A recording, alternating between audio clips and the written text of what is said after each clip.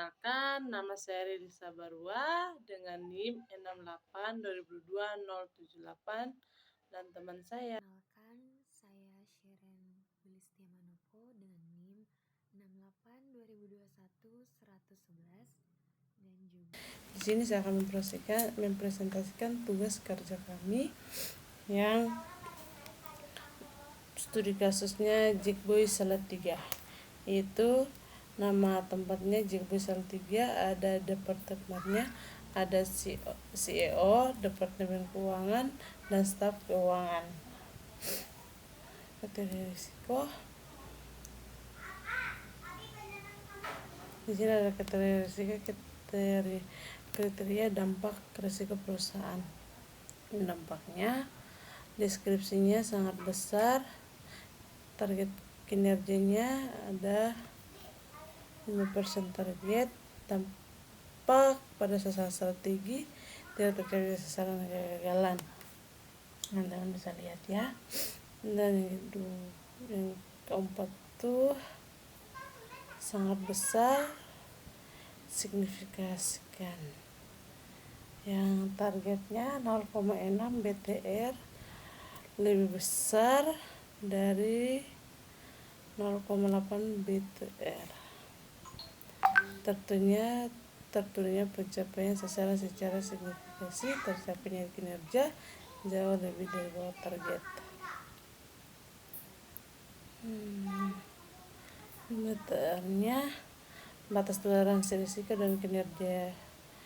Kinerjanya ada total pendapatan 53.520.500. BTR-nya 10% dari total pendapatannya 43.352. Di sini ada indeksnya. Yang pertama ada 20%.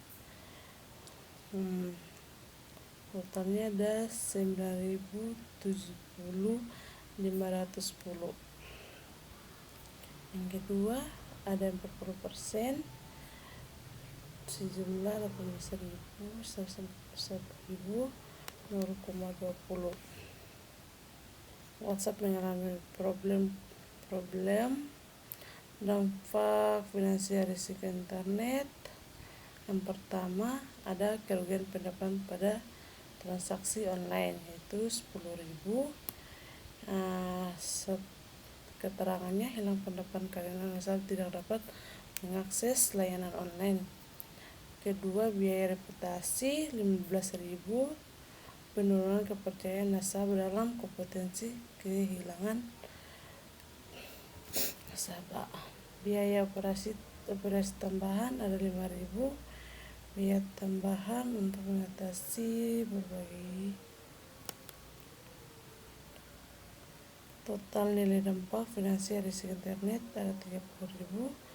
Dampaknya ada 52,92%. Itu 3.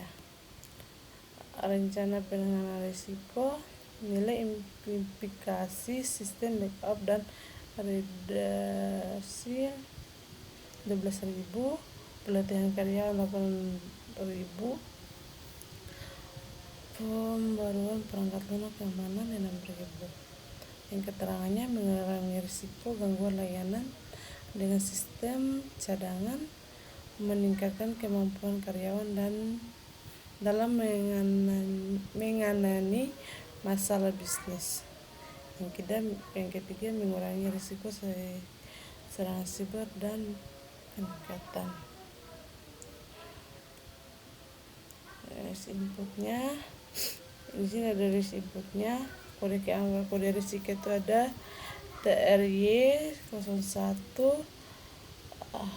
Sasarannya menghindari gangguan komunikasi dan reputasi dengan mengatasi risiko penggunaan platform digital. Di sini kita akan klik di risk profile. Di sini ada yang nilainya 5, yang sangat besar itu 4. Yang kedua ada 4 sangat besar 60%. lebih besar kurang dari P dari 80% ada di nilai 3. Dan kembali terus operasional risk menggunakan hukum dan mempercepat proses dan menjaga akurasi data itu di tahun 2024. Proses penyimpanannya kontak customer secara manual, tidak adanya sistem otomatis untuk menyimpan data pelanggan. Yang kedua, bergantung pada metode manual seperti Andre dan oleh staff. Nomor 3, kurangnya inovasi pada sistem ala CRM, Customer Relationship Management atau software manajemen data. Yang bagian indikator risikonya meningkatkan kesalahan dalam data pelanggan,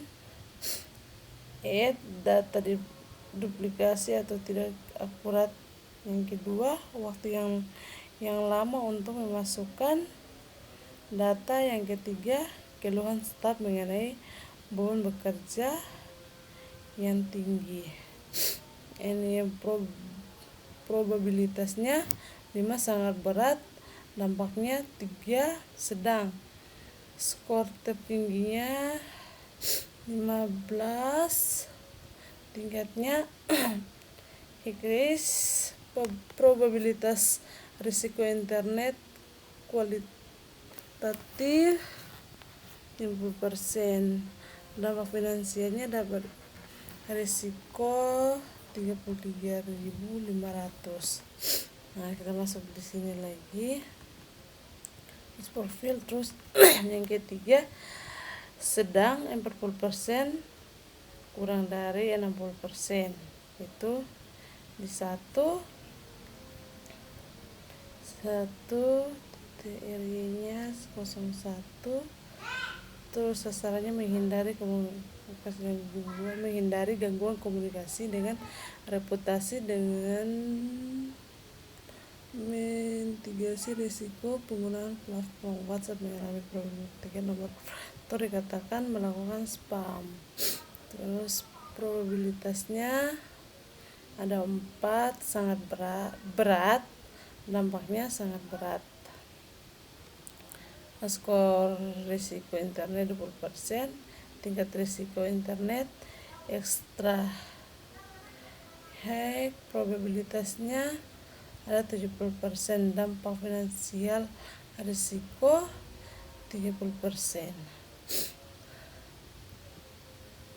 Terus masuk yang profil lagi, kembali yang keempat, 2 itu sangat kecil, 10%, kurang dari 40%, yaitu 2.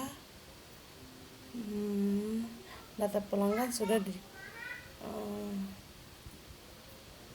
kode risikonya PLA 01. Sasarannya menjamin kelancaran pengelolaan data customer agar proses bisnis berjalan efektif. Terus faktor yang intinya, data pelanggan sudah dikumpulkan dan tersedia dalam format digital. CV menunjukkan upaya perusahaan dalam menginventarisasi data. Yang kedua, kesadaran pentingnya analisis data untuk melakukan keputusan yang lebih baik. Probabilitasnya 3 sedang, dampaknya 4 berat, skor risikonya 12, high risk. Probabilitas risiko internet 50%, dampak finansialnya ada 24.000. Kembali ke sini. Terus di sini ada yang sangat kecil karena tidak mencapai target, yaitu lebih kecil 10%.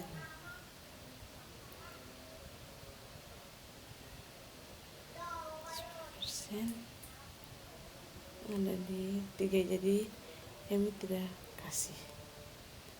Terus di sini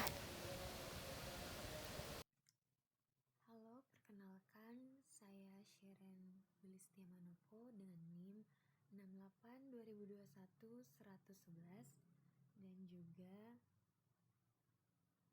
VB Siska NIM 68 2021 039. Saya akan menjelaskan tentang residual risk. Risk profile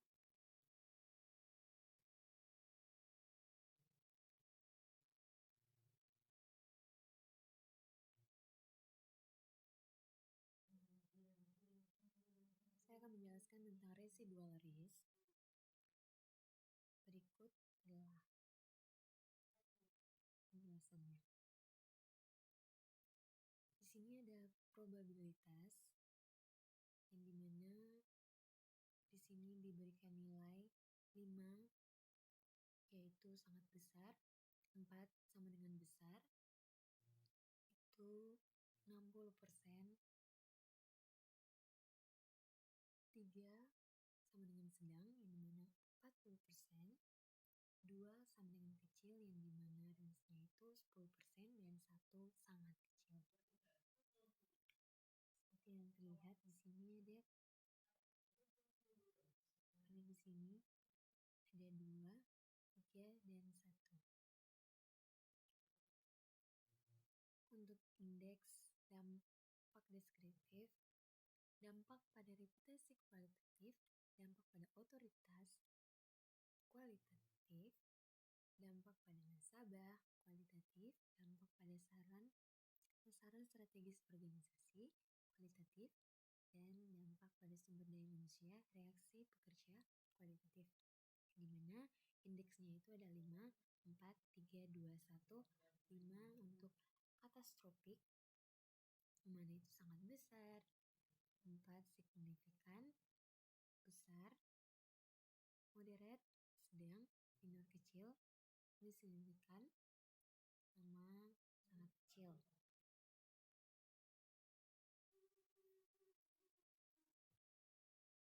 Lalu ada risk appetite, di mana merah risk ID untuk inherent risk ratingnya ada high, orange, kuning sebagai medium risk, dan merah sebagai extreme high. Residual risk di situ ada medium risk untuk kuning, low risk, dan medium risk. Dan terakhir ada risk appetite, di mana medium risk, low risk, dan juga medium risk. Di sini untuk range-nya ada untuk extreme high-nya itu ada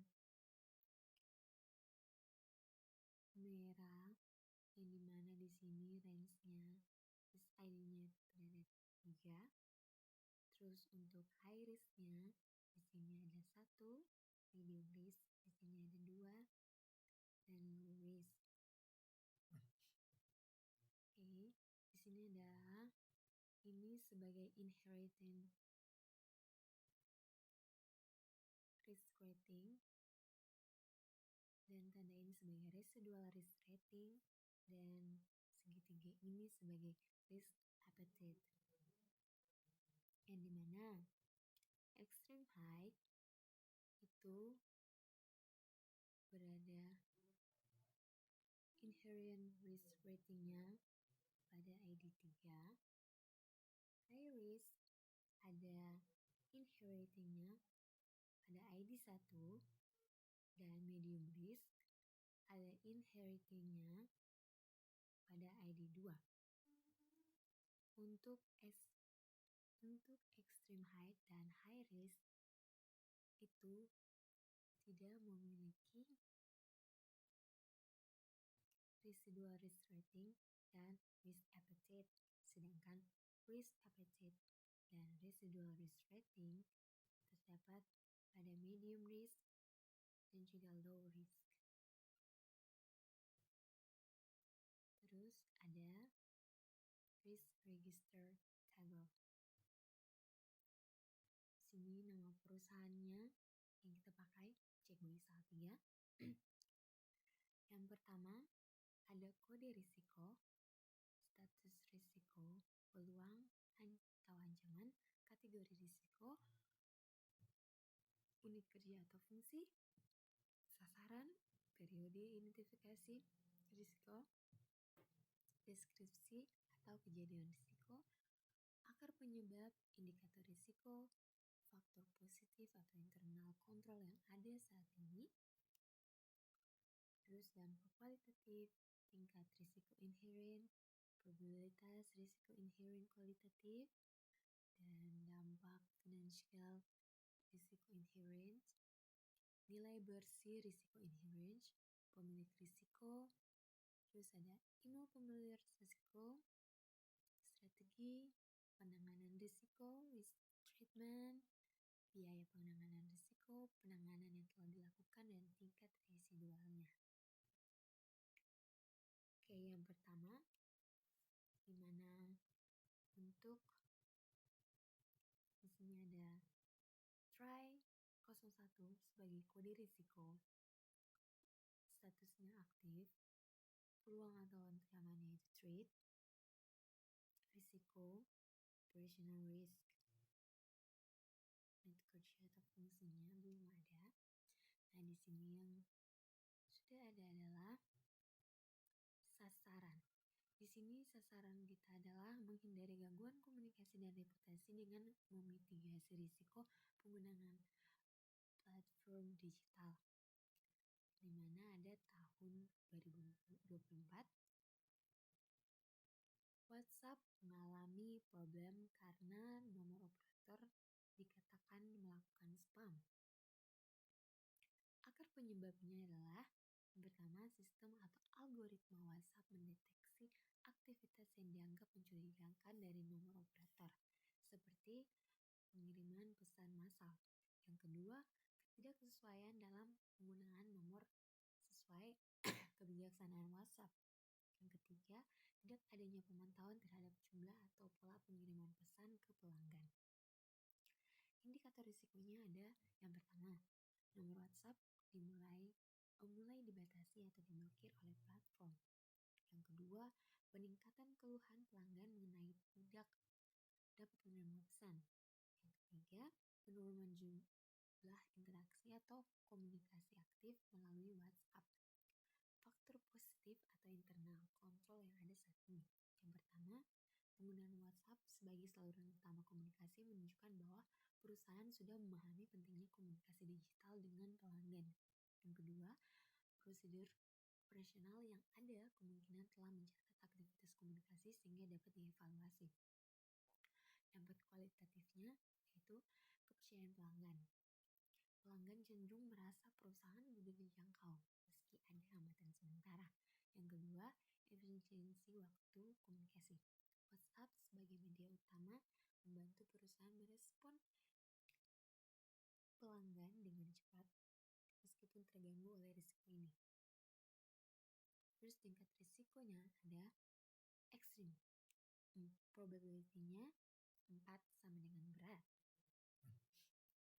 Impact-nya 5 sama dengan besar, jadi dia ekstrim. Probabilitas risiko inherent ada 70%. Dampak finansial risiko ada 30 juta. Pemilik risiko adalah tim pemasaran atau komunikasi.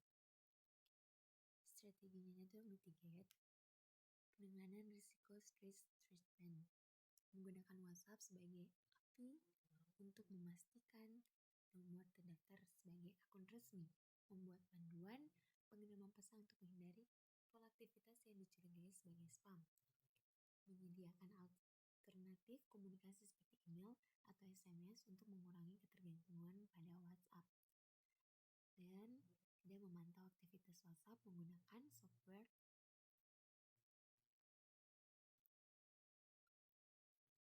Terus selanjutnya ada biaya penanganan risiko sebesar 26 juta. Penanganan yang telah dilakukan yaitu yang pertama, penggunaan WhatsApp sebagai alat komunikasi utama telah dilakukan. Yang kedua, mengurangi digunakan dengan menggunakan pesan yang lebih personal dan terarah. Di sini tingkat risiko residualnya adalah high risk, yang dimana 2 sama dengan kecil, impact-nya 4 sama dengan tinggi. Untuk yang kedua, ada PLA01, Active Trade Technology or Data Risk, menjamin kelancaran pengolahan data customer agar proses bisa berjalan efektif. Itu pada tahun 2024. Selanjutnya, tidak bisa dikonversi data customer dari Shift ke spreadsheet atau Excel. Tidak tersedia alat atau sistem konversi otomatis yang kompatibel dengan format data. Format data dalam file CSV tidak konsisten atau rusak. Kurangnya pelatihan atau pemahaman staf dalam menggunakan alat konvers data. Kegagalan membaca atau membuka file CSV. Kesalahan atau ketidaksesuaian data setelah konversi. Dan waktu yang lama untuk menyelesaikan proses konversi. Data pelanggan sudah dikumpulkan dengan dan tersedia dalam format digital CSV, menunjukkan upaya perusahaan dalam mendigitalisasi data. Kesadaran pentingnya analisis data untuk pengambilan keputusan yang lebih baik. Selanjutnya ada kesadaran pengolahan data. Adanya file CSV menunjukkan bahwa perusahaan memiliki data yang dapat dikelola lebih baik di masa depan. Kedua, dukungan keputusan strategis. Meskipun tidak optimal saat ini, data digital membantu perusahaan mengidentifikasi pola kebutuhan pelanggan di kemudian hari. Di sini skalanya adalah probability-nya itu 3 sama dengan sedang, dan impact-nya itu adalah 4 sama dengan berat. Jadi dia termasuk dalam kategori high risk. Di sini 50%. 24 juta, tim yang bertanggung jawab adalah tim IT atau data management. Mitigate seperti yang tadi. Terus ada menggunakan perangkat luar lunak khusus seperti Microsoft, Power BI, Google Sheets, atau Excel Action Add-ons untuk mengotomatisasikan proses konversi. Melanjutkan pelatihan teknis bagi staf tentang cara mengelola file CSV agar dapat menggunakan dalam berbagai format. Standarisasi format data input dari sumber untuk mengurangi kesalahan atau ketidakcocokan format. Di sini ada sebesar 21 juta. Data sudah didigitalisasi dalam format CSV, menunjukkan langkah awal untuk pengolahan data digital. Upaya manual dilakukan untuk mengonversi data meskipun membutuhkan waktu lebih lama. Di sini skalanya ada probability-nya 2 sama kecil, impact-nya 3 sama dengan sedang. Jadi dia masuk dalam kategori medium risk. Sekian dan terima kasih. Itu adalah penjelasan singkat tentang tugas kami. Maafkan jika ada banyak sekali kekurangan dan kesalahan yang kami buat, dan ini juga tidak sempurna. Itu saya sudah selesai presentasi.